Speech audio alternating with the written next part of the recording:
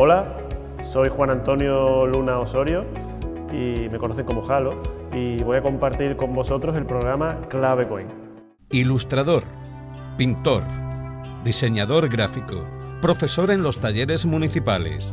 Él es nuestro artista invitado en el programa de hoy. Como artista la verdad es que no tengo un único registro. Realmente ni siquiera me gusta llamarme artista porque creo que para los artistas de verdad sería un poco un insulto. Yo soy más bien una mezcla entre ilustrador, toco algunos palos del diseño gráfico, pero no todo, tampoco soy un diseñador gráfico a la usanza.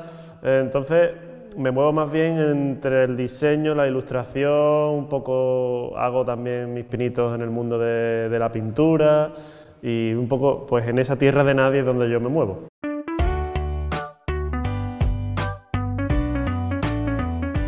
Artista es, para empezar, todo el que quiere considerarse artista es un artista, ¿no?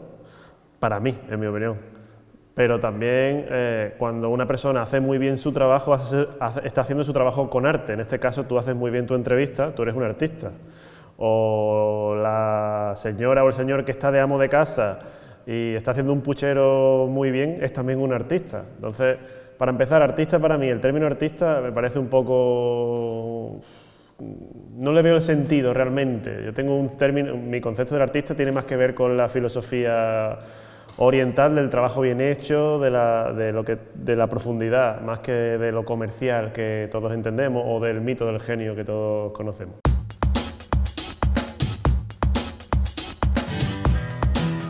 Pues porque nunca he dejado de dibujar y de pintar desde que soy pequeño, realmente desde parvulito, que ya todo el mundo hacíamos nuestros dibujitos, pues yo dibujé.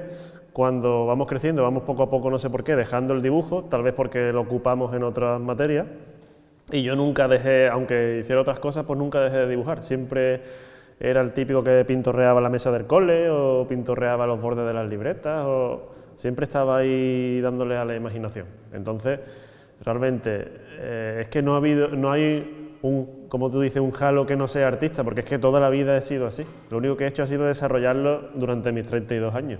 Pero en todo ese tiempo, la vocación habrá jugado un papel importante. Claro, hay un componente de vocación, el componente de que tienes también esa parte más desarrollada de tu inteligencia, ¿no? Porque inteligencia hay muchas, no hay solo una inteligencia. Inteligente no es solo el que sabe hacer bien matemáticas, por ejemplo. Inteligencias hay muchas variadas y uno puede ser muy inteligente para el fútbol, uno puede ser muy inteligente para la danza o para, en este caso, el dibujo. Entonces, yo ya nací, digamos, con un poco de propensión a esa inteligencia y yo lo único que hice fue no abandonarla.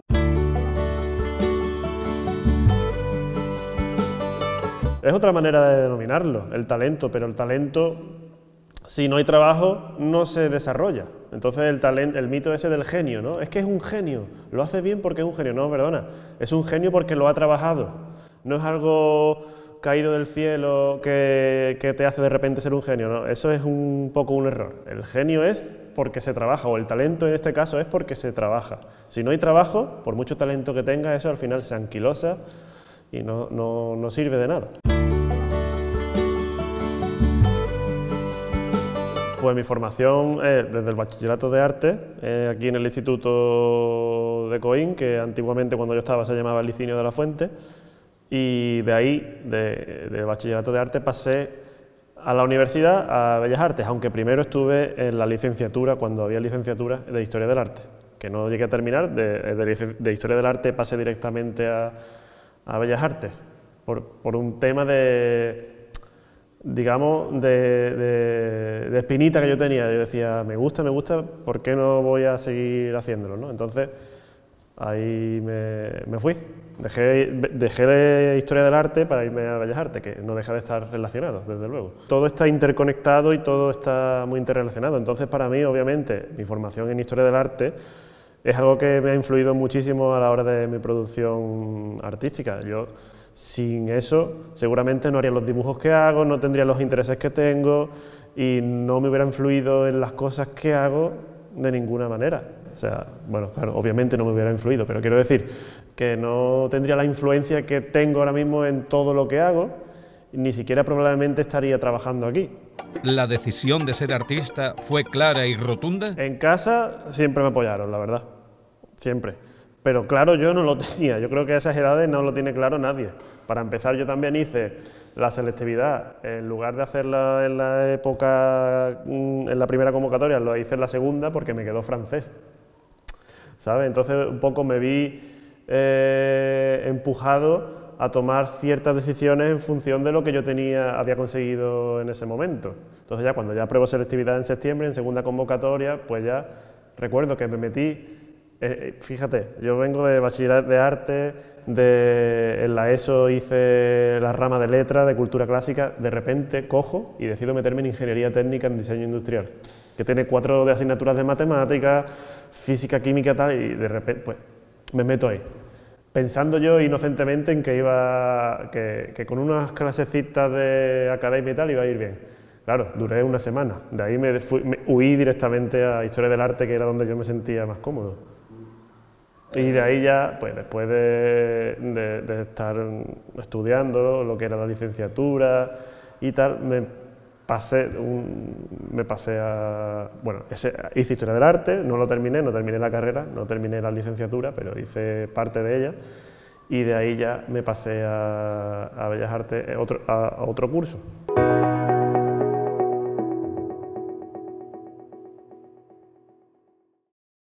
Bellas Artes, en aquella época, que era licenciatura, eran 5 años, hoy creo que son 3 o 4, porque está el grado.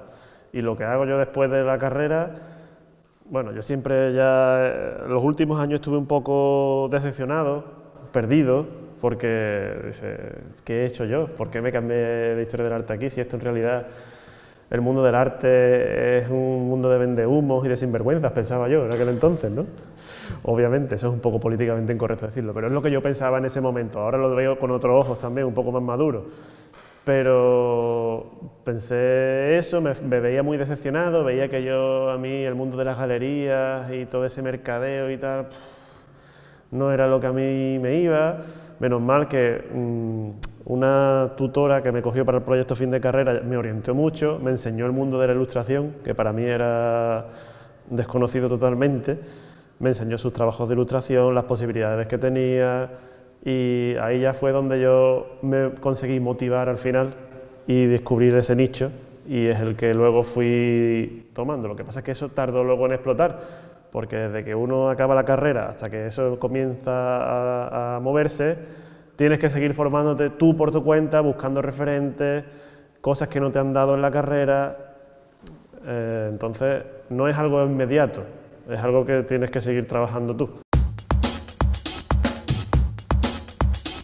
La mayoría se frustra tanto que al final acaba en otros campos, acaba trabajando, o sea, saca las oposiciones para hacerse maestro, o se saca otra carrera que cree que le va a rentar más. En fin, que la mayoría de los que estudian Bellas Artes no siguen realmente el camino canónico de Bellas Artes, de hacerse artistas o de un oficio relacionado con. Muchos se van a las periferias y a dedicarse a otras cosas. ¿Y entonces se replantea el futuro? ¿Surge la preocupación? Hubo preocupación en casa, y no solo en casa, en ti mismo también hay preocupación, porque te replanteas todo y dices, ¿lo habré hecho bien? ¿Será lo correcto lo que he hecho? Pero es que es obvio. Y pasa eso en Bellas Artes y por desgracia pasa en un montón de carreras. Ten en cuenta que hace 40 años todo el mundo no iba a la universidad, entonces el que iba realmente se colocaba al instante.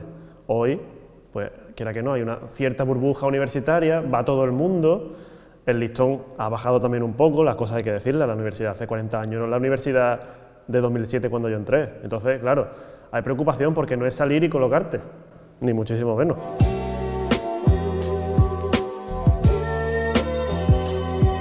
El trabajo como artista plástico no surge de inmediato. El trabajo como artista plástico, sobre todo para un recién licenciado, mucha suerte tienes que tener o un buen padrino tienes que tener para que surja. No, el trabajo surge muchas veces de casualidades, de estar en el momento adecuado, en el sitio adecuado y encontrarte con la persona adecuada. Porque es así, hay un componente... Mira, últimamente se critica mucho el tema de la meritocracia, ¿no? Es como Claro, no existe la meritocracia, es el cuñadismo, el compadreo, pero yo no estoy totalmente de acuerdo con eso. Hay un componente que sí existe de la meritocracia, al fin y al cabo. Es verdad que el que tiene padrino se bautiza, totalmente cierto.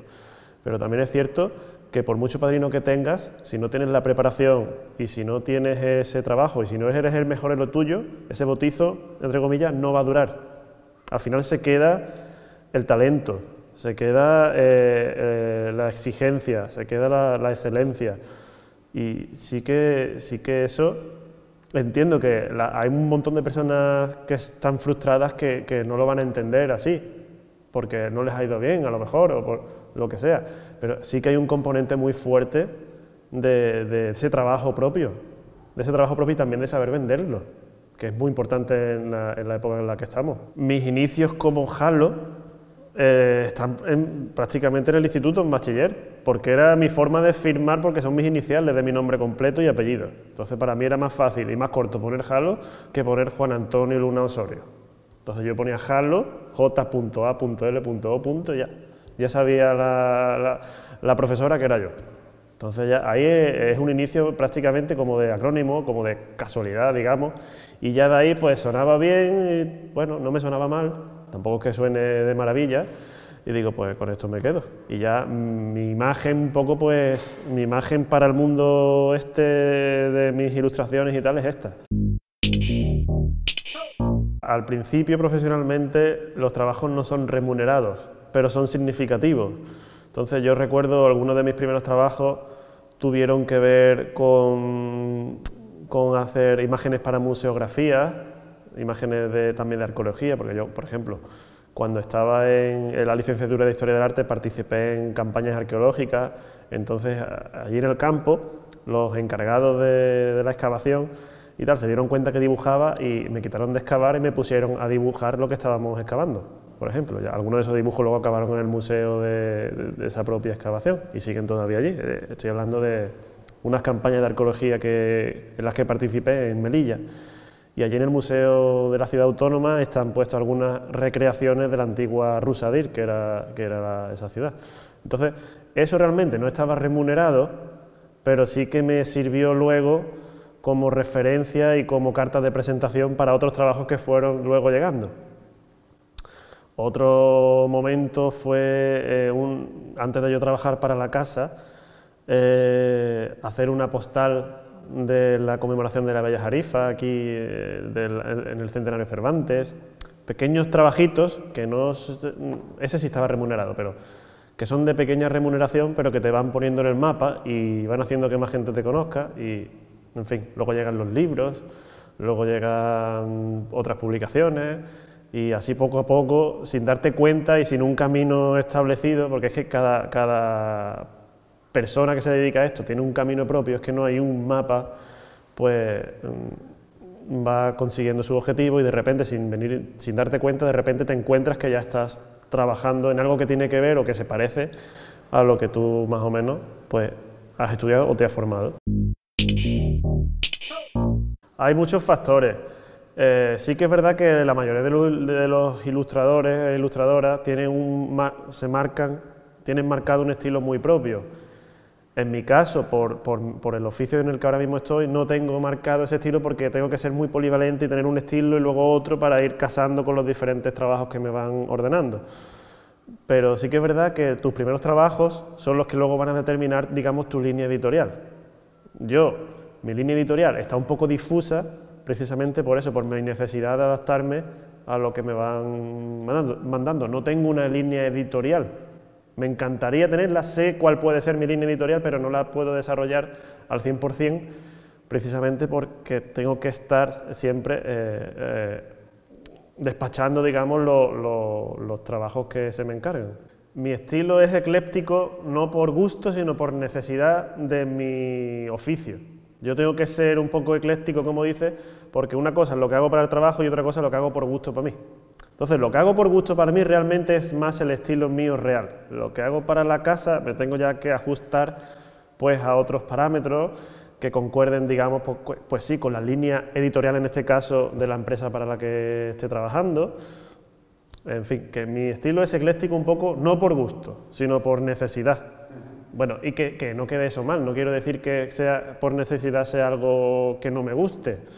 Quiero decir, yo con mi trabajo me siento realizado, simplemente que tengo que ser muy polivalente porque es que son muchos los tipos de ilustraciones o de composiciones que tengo que hacer. No puedo hacer lo mismo para un ciclo de teatro infantil que para un ciclo de teatro adulto o para un día de la biblioteca. El estilo no puede ser ahí exactamente igual porque es que el público al que va dirigido esa imagen, al fin y al cabo un cartel o un diseño, tienes que vender algo. Entonces, el estilo tiene que cambiar para enfocarte, digamos, en el objetivo al que tú te quieres llegar. En las inquietudes. La inspiración, al fin y al cabo, te viene de lo que te gusta y de lo que gozas haciendo. Entonces, yo, por ejemplo, un poco por mi formación de Historia del Arte, todo lo que es el mundo antiguo, el mundo medieval, me llama muchísimo la atención. Yo recuerdo cuando estaba empezando en Historia del Arte, estábamos estudiando la asignatura de arte clásico, helenístico, tal. Y yo hice un cómic precisamente para enseñar la diferencia entre el arte etrusco y el arte romano. Entonces, si era en época de la República de Roma, pues la arquitectura que ponía en ese cómic era influencias del arte etrusco porque era todavía muy reciente, todavía no era una Roma imperial. Entonces, todos esos pequeños detalles eran los que yo sentía placer haciendo para la fidelidad histórica, quiero decir, para plasmar realmente cómo era el mundo en ese momento. Porque muchas veces pasa que en las pelis de Hollywood nos enseñan un mundo muy idealizado que no existe. Yo recuerdo, por ejemplo, cuando vi en la peli de Amenábar, Ágora, y vi la loba capitolina en ese momento y vi esas armaduras de los romanos y digo, por Dios, me sacaba totalmente del contexto porque digo, es que no es contemporáneo, es que los romanos de esta época no vestían así, la loba capitolina no se representaba así, en este momento no estaba Rómulo y Remo. Todos esos pequeños detalles que al común le pasa desapercibido, a mí, por mi formación de Historia del Arte, me chirriaban tanto que necesitaba expresar en cómics o en dibujos, ilustraciones, cómo era el mundo real de ese momento. Entonces, esa deformación mía es la que luego me ha servido mucho a la hora de desempeñar otros trabajos de historia o históricos y tal.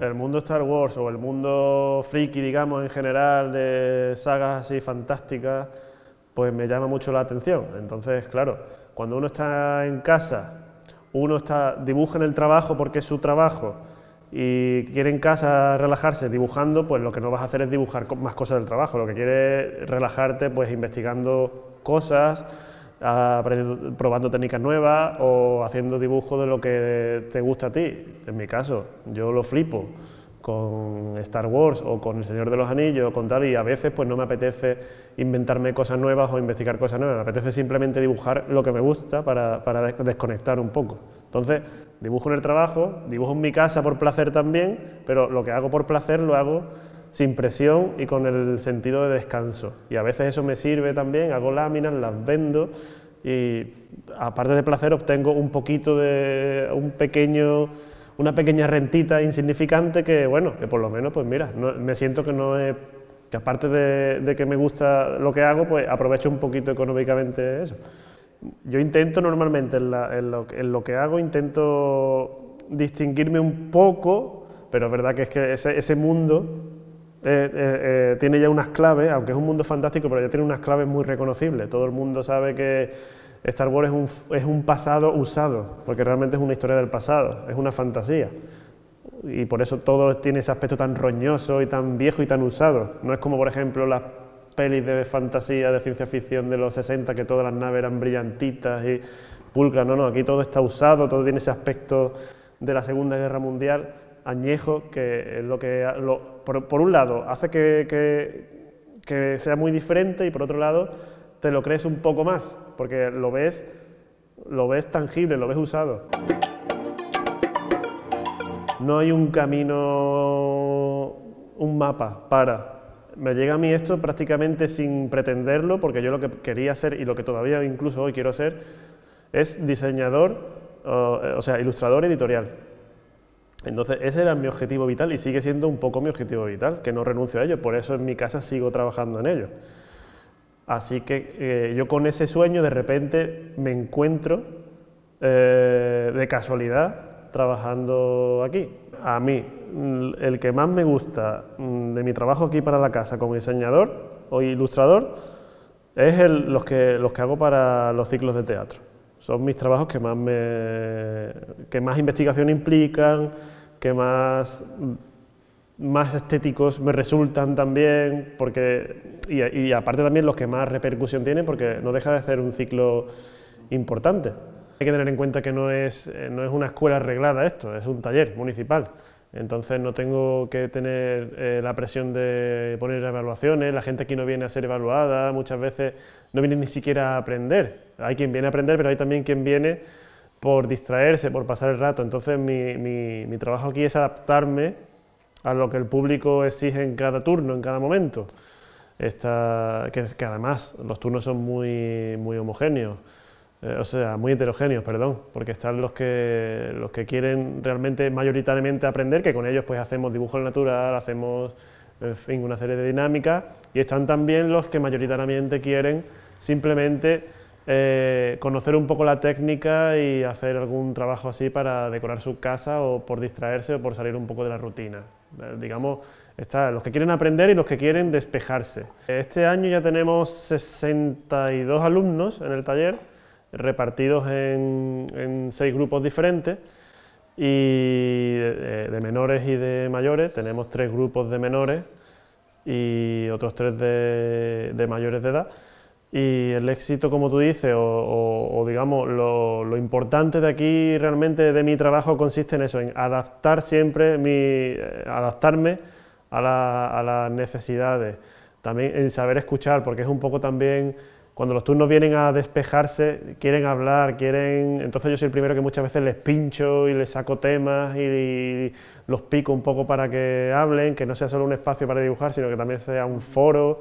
Entonces aquí muchas veces pues se hace también, digamos, un poco de vida social, entre comillas, como el peluquero cuando hace de psicólogo, básicamente, o cuando le cuentas tu vida al peluquero, o al de la barra del bar. Entonces un poco tenemos esa vertiente, pero también tenemos la más académica, en la que, como te decía, los alumnos necesitan venir aquí porque tienen la inquietud de aprender. Entonces empezamos con el carboncillo, el dibujo académico, dibujo al natural, antes de meternos ya en el tema de pintura, que es lo que casi todo el mundo se piensa que esto es venir aquí y pintar un cuadro. Hay una formación previa, si quieres hacer las cosas bien y si quieres tener una formación, tienes que hacer la formación previa. Al final todo el mundo acaba aprendiendo, acaba adquiriendo habilidades, técnicas, porque quiera que no estás en contacto con las diferentes técnicas, con los diferentes trucos para solucionar esos problemas que te plantea el proyecto que tú estás haciendo.